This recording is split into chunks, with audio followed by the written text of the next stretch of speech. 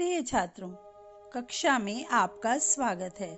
आज हम वीरता का सम्मान का दूसरे भाग का पाठ कर रहे हैं। पहले भाग में सिकंदर का दरबार है, जिसमें बंदी पुरु महाराज को हाजिर किया जाता है। सिकंदर राजा आम्भी को धन्यवाद देता है क्योंकि उसने पुरु को हराने में उन्हें बंदी बनाने में सिकंदर की मदद की थी। अब हम आज के पाठ का वाचन करते हैं। महाराज की जय हो। मैं भारत वीर पुरु यूनान नरेश को अभिवादन करता हूँ। अरे पुरु, तुम बंदी बना लिए जाने पर भी अपने को भारत वीर कह रहे हो। ऐसा कहते हुए तुम्हें शर्म नहीं आ रही है? वीरता वीर भाव में है आम्भी। मैंने तो अपनी पूरी शक्ति और पराक्रम से युद्ध किया है। तुमने क्या किया? तुमने तो शत्रु के सामने आत्मसमर्पण कर दिया। तुम तो देशद्रोही हो। तुम्हें इतिहास कभी क्षमा नहीं करेगा। सिकंदर, लेकिन पुरुराज, इस समय तो तुम बंधन में हो। पुरु, महाराज, वीर पुरुष के लिए बंधन और मरण अथवा जय और पराजय बराबर है। मुझे खुशी है कि मैंने अपने कर्तव्य पूरी निष्ठा और ईमानदारी से निभाया है। भगवान श्री कृष्ण ने भी कहा है, कर्म करो, फल की इच्छा मत करो। आम भी, महाराज, यह तो लगातार बोले ही जा रहा है। सेनापति को शीघ्र इसका वध करने की आज्ञा लीजिए। बच्चों, अब हम इसे समझते हैं।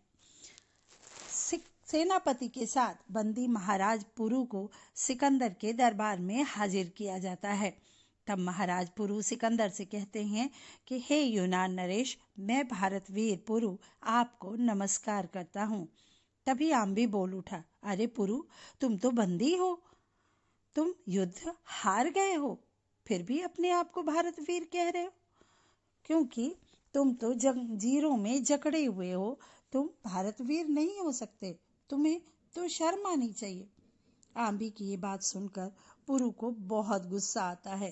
वे कहते हैं कि वीरता वीर भाव में होती है आम्भी, हार और जीत में नहीं। मैं वीर हूँ क्योंकि मैंने अपनी पूरी शक्ति, ताकत, शौर्य और पराक्रम से युद्ध किया है। लेकिन तुमने क्या किया? तुम तो शत्रु के सामने एक पल भी नहीं ठहर सके। हार मान ली और आत्मसमर्पण कर लिया। तुमने अपने देश के साथ गद्दारी की है। तुम देशद्रोही हो और जब भी इतिहास लिखा जाएगा तो तुम्हें गद्दार कहा जाएगा। फिर सिकंदर कहता है कि पुरुराज, लेकिन इस समय तो तुम बंधन में हो, मेरी कैद में हो।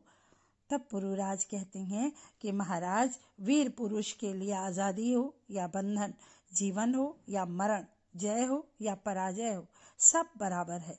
मैं तो सिर्फ इस बात से खुश हूँ कि मैंने अपने देश के लिए अपना कर्तव्य पूरी निष्ठा और ईमानदारी से निभाया है।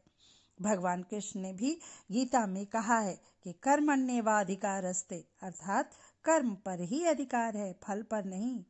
यह सब सुनता हुआ आम्भी, जो सिकंदर की चाटुकारिता कर रहा था, उसने कहा, महाराज, सिकंदर पुरु को जल्दी से मरवा दीजिए, इसका वध करवा दीजिए, क्योंकि यह तो बोले ही जा रहा है जो मुझे अच्छा नहीं लग रहा है।